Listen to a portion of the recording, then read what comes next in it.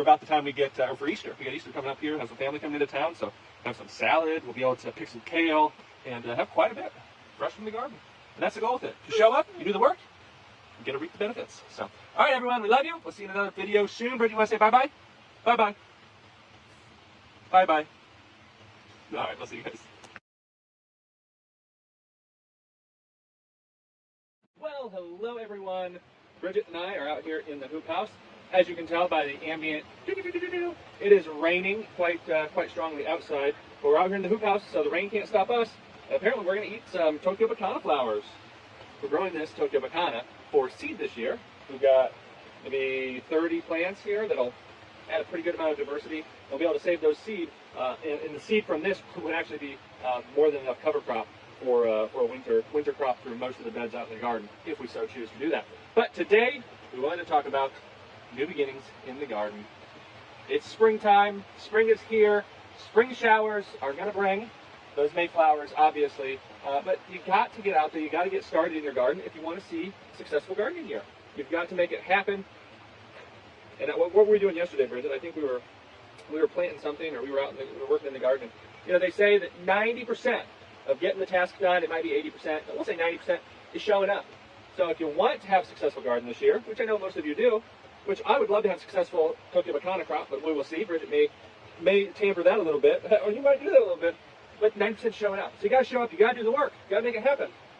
You got to wave. But understand how fun this is. When you're out in the garden, you get to be close to nature. You might even decide to do so barefoot, do a little grounding.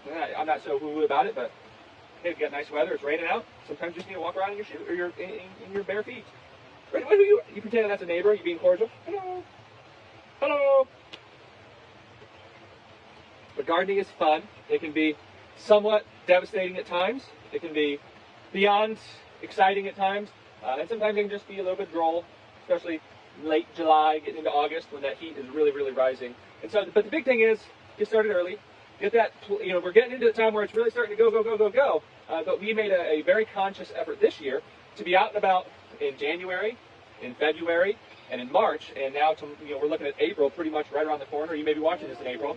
And hey, you gotta get things going. And so it's nice to have had those past couple months. But if you're growing on a reasonable scale, maybe not a third of an acre to a half an acre, if you're going on a more reasonable scale for getting started or just kind of getting your feet wet with it, you can, of course, get that going and get that rolling with much less work and much less. What? I know you want to go down. How about I pick you a flower? How about I pick you a Tokyo Bakana flower? Here, why don't we do this? You ready? You ready? Wow, Bridget. You look so pretty with that flower. What do you guys think of that? Bridget, look there. Look at there. Oh, you want to grab the phone, don't you? We get started, everyone. 90%. Well, I forget what the quote is. Getting the job done. 90% of it's showing up. So show up in the garden, have some fun. I got to get down on the ground with Bridget. We're going to roll around and play in the sawdust and check out the peas and the kale and anything else. Here, we'll show everyone how the greenhouse is producing. You can see the Tokyo Bakana flowers, obviously overwhelming there. But we have sweet peas. Sweet peas, and this is a bushing variety, so it should only get about 2 feet tall and then crop out on the top so that we can plant our tomatoes and peppers and eggplant in the middle. But sweet peas, Tokyo Bakana. But beyond that, sweet peas. Another row of sweet peas, and then we have 1,000 head kale. This stuff is massive. You can tell just how huge these leaves are, as big as Bridget. And then we have spinach sown in between and on the sides. And if you keep coming down here, we've got lettuce planted in there. So that lettuce will be perfect for about the time we get, or for Easter. We got Easter coming up here, have some family coming into town, so have some salad. We'll be able to pick some kale and have quite a bit fresh from the garden.